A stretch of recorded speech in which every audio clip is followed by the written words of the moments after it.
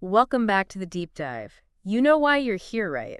You want to get ahead of the curve and understand what's really moving the market, right? That's it. No time wasted. So today we're going deep on some recent strategic investment moves. We've got some really fascinating stuff from Text Collie that's going to give us some serious insights into, how some smart people are thinking about the market and what moves they're making. Exactly. And it's all about extracting, the essential information, the key takeaways. We're doing the heavy lifting so you don't have to. Love that. So for our listeners today, what can they expect from this deep dive? What's on the agenda? Well, first we're going to break down some pretty big stock purchases. And you know what's behind them. What's the strategy? Then we're going to zoom in on Nike. Yeah, Nike. Yeah. The whispers of turnaround. What's really going on there? Interesting. And finally, we'll tackle a topic that's always relevant, Can we really trust Wall Street's predictions? Yeah, that's a big one. Always. And most importantly, we'll pull out the actionable lessons for you, our listeners. How can you actually use this information to make smarter decisions? Okay, so let's dive right in. Let's talk about some of these big moves in the market. What kind of investments are we seeing? One of the most significant, and this caught my eye, is over $20,000 invested in Nike. 300 shares. Okay, Nike, so what's the thinking there? They're not exactly a hot new startup. Right, exactly. But that's kind of the point. The thinking here is about, their brand power. Right, they're Nike. Exactly. Nike. They can charge a premium. People, they're loyal. Yeah, not many apparel companies can say that. It's enduring, that brand recognition. Yeah, I mean, that's not going away anytime soon. But I also remembered the source mentioned something about strategic shifts, new leadership. Yeah, that's key. There's a new CEO, Elliott Hill, and a real focus on what they're calling a win-now strategy. Win now.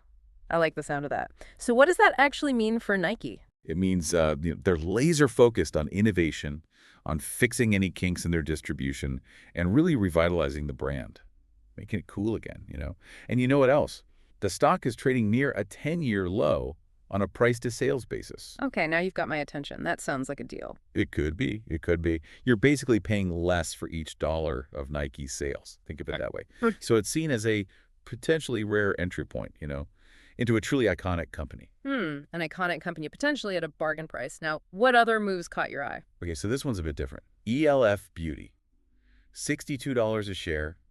A whole position was established, 667 shares, $42,000. That's a big bet. Wow, that's a lot of faith in ELF. What's the story there? Why such a big investment? The source actually mentions FOMO, fear of missing out. Oh yeah, FOMO. We've all been there. Right. But it also highlights a bigger trend, a shift. The beauty market is changing. Younger customers, online sales, and ELF, they're right in the thick of it. Interesting. So high growth potential, but maybe a bit more of a risky play. Yeah, exactly. It's all about, balancing that risk with the potential reward. And that's the key takeaway for our listeners, right? High potential gains usually come with higher volatility. Right, risk and reward. Okay, so what other sectors are they investing in? Okay, so let's talk tech, specifically semiconductors.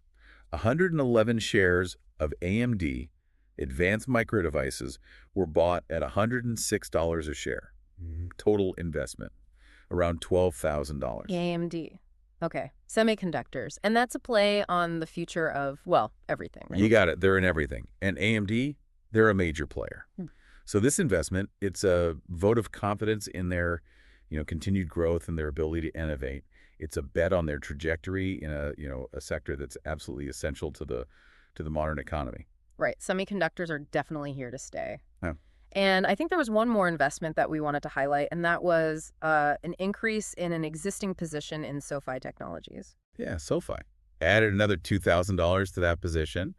It's described as a high-risk, high-reward kind of play. So definitely not for the faint of heart. What's the long-term outlook for SoFi? Well, they're talking about, potentially huge returns, 10 to 50x over the next decade. Oh, okay.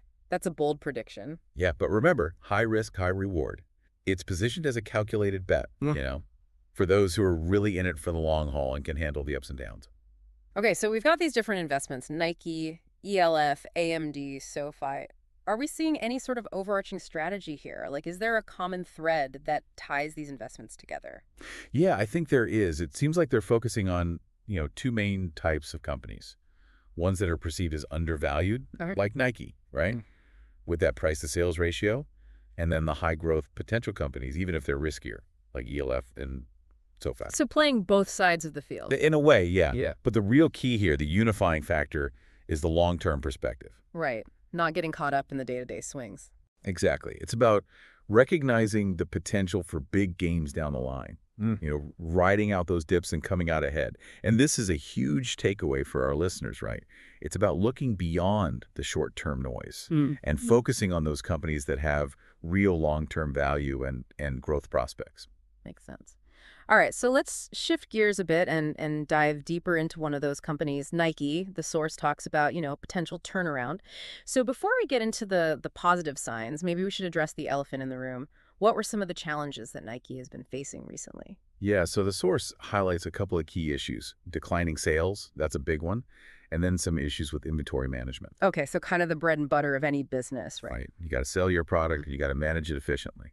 For a company as massive as Nike, these issues can really, shake investor confidence. Yeah, absolutely. Makes sense. But on the flip side, what are some of the positive signs that indicate, a potential turnaround, a comeback for Nike? Well, the big one is the new leadership and the win now strategy we talked about earlier. This new CEO, Elliott Hill, he's brought in a fresh perspective, a new energy. Right, so it's not just about fixing the problems, it's about moving forward. Right, Yeah. exactly. And the source actually mentions that their recent earnings call was a banger, that they were very clear and effective in communicating their progress. Okay, so they're walking the walk and talking the talk. What else is looking up for Nike? Well, market sentiment and valuation play a big role. The source says that, the current low sentiment towards Nike has actually created a really attractive buying opportunity. Interesting. So because people are down on Nike, the stock price is lower, which means it could be a good time to buy.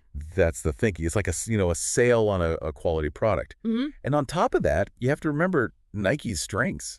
I mean, they have a global distribution network that is, unparalleled. And they are a lifestyle brand, not just an athletic apparel company. Right. They've got that cool factor. Like you said, it's not just about the product, it's about the brand.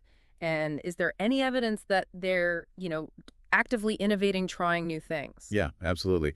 The source points to the launch of their Pegasus Premium line and their partnership with Skims. These moves signal that they are listening to the market, trying to stay relevant, and tap into new customer segments. Okay, so it seems like they're really making moves to turn things around.